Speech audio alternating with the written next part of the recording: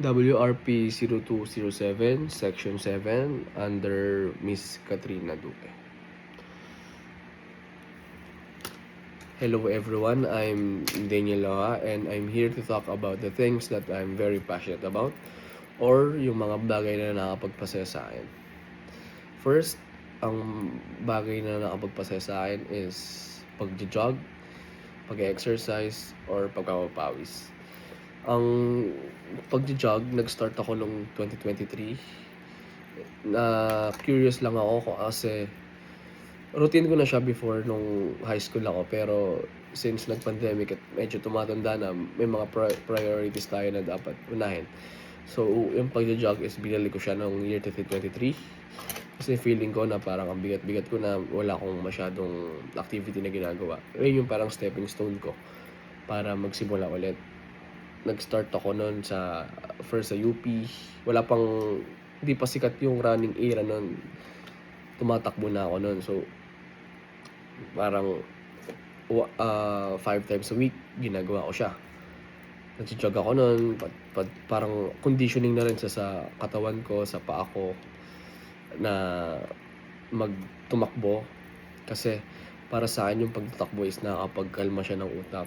Mas diretso yung pag-iisip mo or mas positive ka pag nakapag-exercise ka.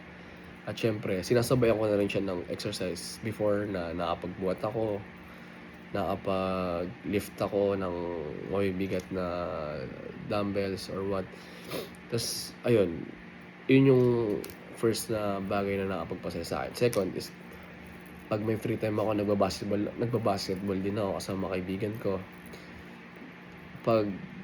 Kasi dati, yun talaga yung passion ko na tingin ko na yun lang yung alam kong routine ko na pag may free time ako, basketball agad ako.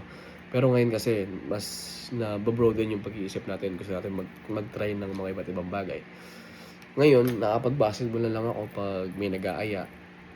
Kasi medyo naglaylo na rin ako kasi parang hindi na rin ako makasabay sa mga kabataan ngayon sa paglalaro.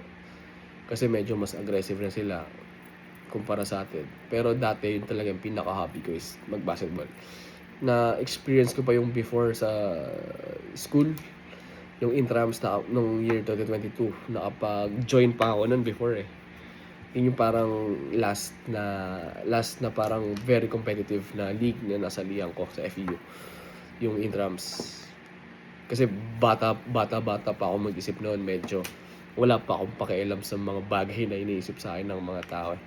Parang go with the flow lang ako before. Kasama yung mga kaibigan ko, syempre. Tapos, ayun, medyo naglaylo nga kasi mas gusto pa natin mag-try ng iba pang mga activity. And yun. Tapos ang pangatlong bagay na nakapagpasaya sa akin is ngayon, yung current is yung pagmamotor. Yun, mahilig kasi kaming mag-ride, pumunta sa mga lugar na kung saan mas tahimik, kung saan mas maganda yung view, especially yung mga sunset. Kasi pag naapunta kami sa mga bagay na maganda yung scenery, parang feeling namin sobrang relax namin, wala kaming iniisip na negative. Parang yun yung talagang pinaka-peak ng pahinga namin.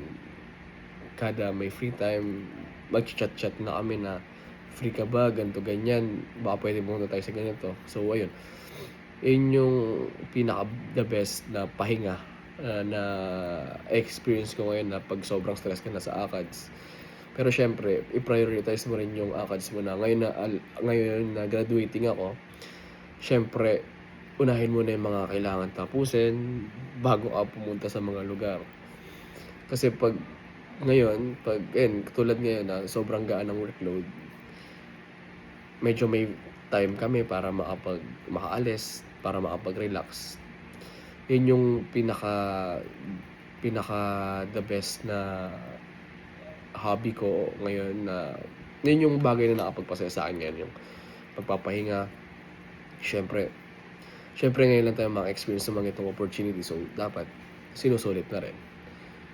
So, ayun. At ito yung mga bagay na nakakapagpasaya sa'kin. Sana nag-enjoy kayo. Thank you.